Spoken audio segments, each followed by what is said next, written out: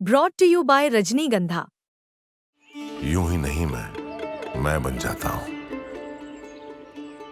कुदरत के कोने कोने से खूबियां खोज लाता हूं।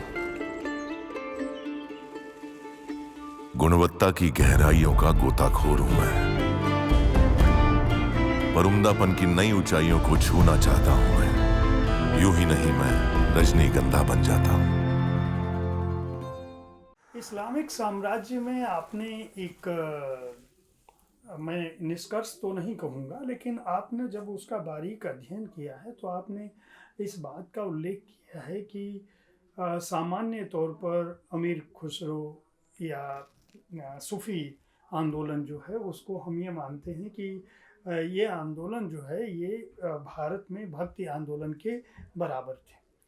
लेकिन आप इस अध्याय में ये भी बताने की कोशिश करते हैं कि दरअसल इस्लाम भारत में केवल तलवार के बल से नहीं आया था, बल्कि इन महान लोगों की जिनका मैं उल्लेख कर रहा हूँ, सूफी संतों की भी एक बड़ी भूमिका थी और अमीर खुसरो की भी एक बड़ी भूमिका थी।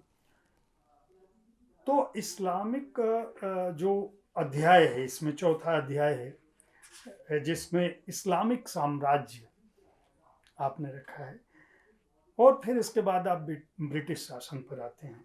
तो सबसे पहले मैं इस्लामिक साम्राज्य का उल्लेख, जब हम महान हिंदू सभ्यता की बात कर रहे थे, उसकी उपलब्धियां तक तो बात समझ में आती है, उसके गौरव की बात समझ में आती है, उसके गरिमा की बात समझ में आती है। जो पूर्वाग्रह है वो हमारे चलिए विचारकों का है, वर्तमान विचारकों का है, लेकिन मुझे लगता है जो उसका उपेक्षा वाला पक्ष, शायद उसकी तरफ आपने इस्लामिक साम्राज्य। नहीं, उपेक्षा तो आज के जो कई विचारक हैं वो भी करते हैं, पर वो अध्याय बड़ा जरूरी था क्योंकि पहली बार हिंदू संस्कृति को तुर्की जो तुर्की इन्वेजन हुआ, जो इस्लाम का आना हुआ हथियारों के साथ, उससे मैं समझता हूं बड़ी ठेस लगी। अब तक कुषाण आए, कुछ ग्रीक आए थे, पर जो इस्लाम के शुरुआती इन्वेडर्स थे, उन्होंने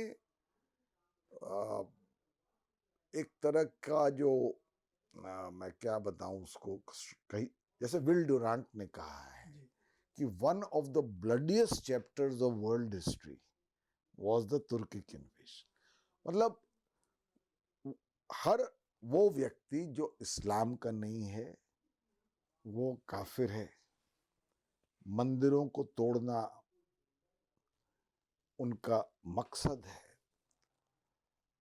इस तरह के एक टकराव से हिंदू संस्कृति वाकिफ नहीं थी। और अगर आप देखें तो और देशों में जो इस तरह के आए थे कॉन्क्वेस्ट, एक पूरा पूरा देश इस्लामिक हो गया। जैसे इंडोनेशिया को लीजिए आप, वो एक बौद्ध और हिंदू संस्कृति थी। 17वीं या 16वीं शताब्दी में इस्लाम का आक्रमण हुआ। 250 साल में पूरा इंडोनेशिया लगभग बाली को छोड़ करके इस्लामिक हो गया। यहां ऐसा नहीं हुआ। हाँ, कुछ लोगों का धर्म परिवर्तन हुआ, हमारे बड़े बड़े मंदिरों को ध्वस्त किया गया, सोमनाथ का ही आप उदाहरण ले लें, हमारे ज्ञान के केंद्रों को जलाया गया, ये सब हुआ। हिंदू संस्कृति और धर्म इसके बावजूद कैसे बच गए, ये एक बड़ा मेरे दिमाग में ये प्रश्न था। और मैंने इस संदर्भ में जिक्र किया है जो भक्ति मूवमेंट था। मेरे समझ से जयप्रकाश जी, इससे रिमार्केबल पीरियड एक रिलेटिवली मॉडर्न टाइम में, यानी आप समझिए 9वीं शताब्दी से लेके 18वीं शताब्दी तक, उसका कोई तोल है ही नहीं, नो पैरेलल। संस्कृत को छोड़कर और बड़े बड़े मंदिरों से निकलकर हिंदू धर्म अपने बचाव में आम आदमी तक पहुंच गया और उनकी आम भाषाओं में वो जीवित ही नहीं रहा, पुनर्जीवित हुआ।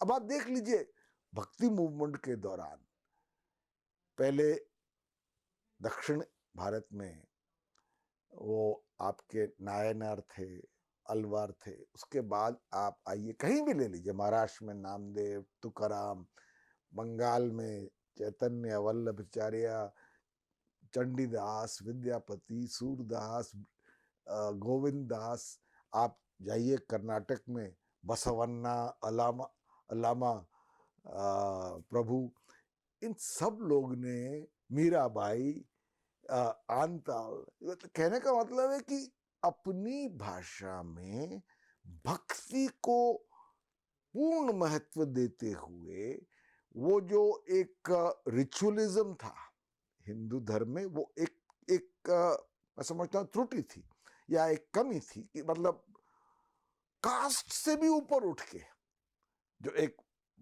ब्राह्मण वर्चस्व था उसको भी चुनौती देते हुए हिंदू धर्म समाज में फैल गया और फिर उसको तलवार नहीं काट सकती थी। डॉक्टर साहब, एक सवाल मेरा, चूंकि जिस अध्याय की हम बात कर रहे हैं उसमें आपने एक तथ्य की तरफ ध्यान दिलाया है जो थोड़ा मुझे लगता है कि आज के समय में कंट्रोवर्शियल हो सकता है।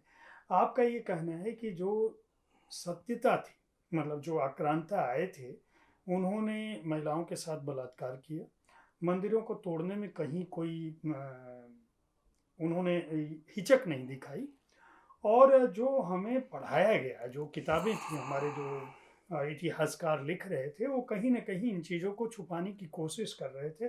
और अगर ये बातें बहुत स्पष्ट रूप से हमें ये जानने का हक है कि उस दौरान क्या हुआ था। आपका ये कहना है कि दुनिया की किसी और संस्कृति में इस तरह से चीज़ों को छुपाने की कोशिश नहीं की गई थी, लेकिन हमारे यहाँ शिक्षा पद्धति जिस तरह की रही, और शायद इनका भी असर यह हुआ कि लोगों के दिमाग में एक भावना जो पैदा हुई, जो बाद में जो चुनौतियों की बात जिस पर हम कह रहे हैं या पूर्वाग्रह की जो बात है, वो ये है कि जो आज हम उग्रता या संगठन देखते हैं हिंदुज़म के नाम पर या हिंदुत्व के नाम पर, जो गलत है सही है वो एक अलग विषय है। लेकिन आपका कहना है कि ये चीज़ें अगर शायद छुपाई नहीं गई होती, इन चीज़ों के बारे में सबको स्पष्ट रूप से बताया गया होता, तो हम शायद अतीत में उनको खंगालने की कोशिश नहीं कर रहे होते या उस तरह का टकराव नहीं।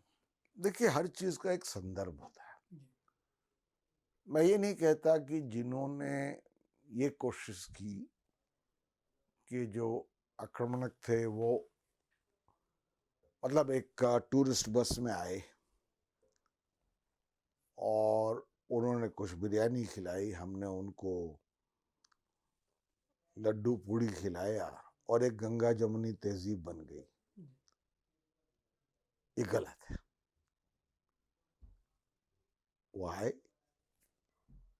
वो आए धर्म से प्रेरित, अपने धर्म से, इस्लाम से, वो इस्लाम को स्थापित करना चाहते थे और इसके करने में